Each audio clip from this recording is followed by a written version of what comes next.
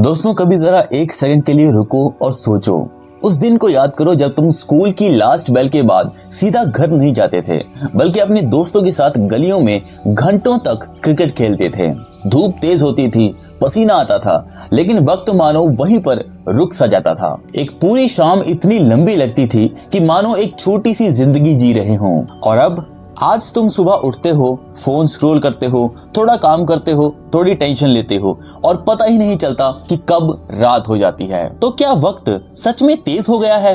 नहीं, साइंस कहता है कि वक्त नहीं बदलता, तुम्हारी परसेप्शन बदल जाती है। बचपन में हर दिन एक नई कहानी होती थी। सोचो, पहली बार साइकिल चलाना सीखना, तुम गिरते हो, चोट लगती है, फिर उठते हो और फिर ट्राई करते हो, और जब फाइनली तुम्हारा बैलेंस बन जाता है तो वो मोमेंट तुम्हारी मेमोरी में परमानेंटली प्रिंट हो जाता है। अब जरा कंपेयर करो, आज तुम रोज बाइक या कार चलाते हो, कितनी बार याद रहता है कि कल तुमने कैसे ड्राइव किया था? ऑलमोस्ट कभी नहीं। ये डिफरेंस है। जब कोई चीज पहली बार होती है, तुम्हारा ब्रेन उसे डीपली रिकॉर्ड करता है। इस फिनोमिना को साइकोलॉजिस्ट कहते हैं नोवेल्टी इफेक्ट। मतलब कि जितनी ज्यादा नई चीजें उतनी ज्यादा मेमोरीज, और जितनी ज्यादा मेमोरीज होंगी उतना ही ज्यादा लंबा वो टाइम भी लगता है। इसलिए बचपन की एक समर वेकेशन में इतनी मेमोरीज भर जाती थी, जैसे कि नानी के घर जाना, आम तोड़ना, बारिश में भीगना, टीवी पर कार्टून देखना, जिसकी वजह से वो 2 महीने तुम्हें 6 महीने जैसे लगते थे। एक रियल लाइफ एग्जांपल लेते हैं। जब तुम किसी नई जगह पर ट्रैवल करने जाते हो, जैसे मनाली, गोवा या शिमला, तो पहले 2 से 3 दिन इतने इवेंट से भरे होते हैं, नए होटल, नया खाना और नए व्यूज, कि तुम्हें लगता है कि तुम बहुत दिनों से वहां पर रह रहे हो। लेकिन अगर तुम उसी जगह पर 1 महीने तक रह जाओ तो लास्ट के दिन फास्ट फॉरवर्ड जैसे निकलते हैं। क्यों? क्योंकि ब्रेन ने उस एनवायरनमेंट को नॉर्मल मान लिया।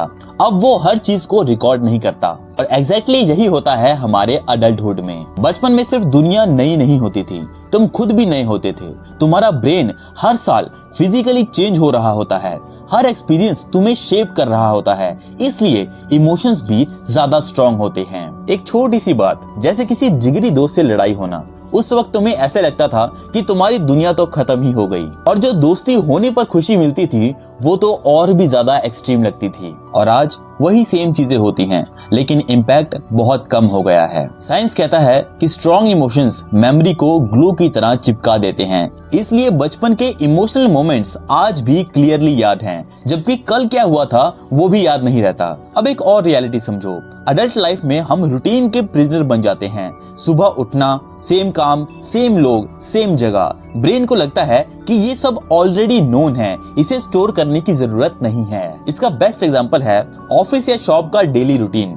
तुम रोज वहां जाते हो, लेकिन अगर कोई तुमसे पूछे कि 3 दिन पहले तुमने क्या स्पेशल किया था, तो तुम्हें याद नहीं आएगा, क्योंकि ब्रेन ने उसे इम्पोर्टेंट नहीं माना। रिजल्ट, जब तुम पीछे मुड़ के देखते हो तो लगता है कि ये पूरा साल तो कुछ हुआ ही नहीं, बस ऐसे ही निकल गया। दोस्तों, हमारी एज के साथ साथ एक और चेंज होता है। जैसे जैसे हम बड़े होते हैं, ब्रेन हर छोटी डिटेल को कैप्चर करना बंद कर देता है। ये एक तरह का एफिशिएंसी मोड है, क्योंकि हमारा ब्रेन सिर्फ इंपॉर्टेंट चीजों को ही स्टोर करता है। लेकिन इसका साइड इफेक्ट ये होता है कि हमें हमारी लाइफ कॉम्प्रेस्ड यानी कि छोटी लगने लगती है। इसलिए बच्चा बोर होकर कहता है कितना टाइम बचा है, और बड़ा आदमी हैरान होकर कहता है इतना टाइम कब निकल गया। Same clock but different brain. अब जरूरी बात यह है कि क्या तुम फिर से उसी एंडलेस समर को फील कर सकते हो? तो जवाब है हाँ, और इसका प्रूफ सिंपल है। सोचो, जब तुमने लास्ट टाइम कुछ कंप्लीटली नया ट्राई किया था, जैसे जिम ज्वाइन करना, बॉक्सिंग सीखना या किसी न्यू स्किल को स्टार्ट करना। शुरुआत के कुछ दिन बहुत धीमे लगते हैं और हर चीज नोटिसेबल होती है, लेकिन जैसे ही वो हैबिट बन जाती है,